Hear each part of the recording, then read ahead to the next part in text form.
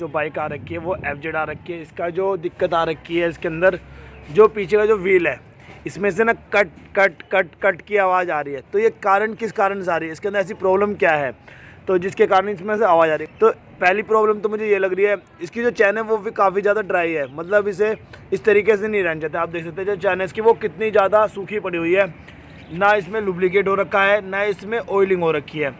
नट इनकी गलती है, time to time oiling greasing नहीं करा रखी है।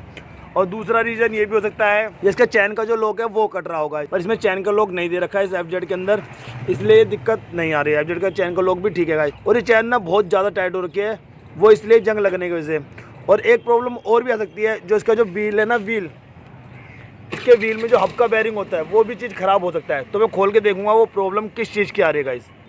ये चीज़ें होती हैं, दिक्कत परेशानी करती हैं जब आवाज़ में होने में बाइक या स्कूटी के अंदर।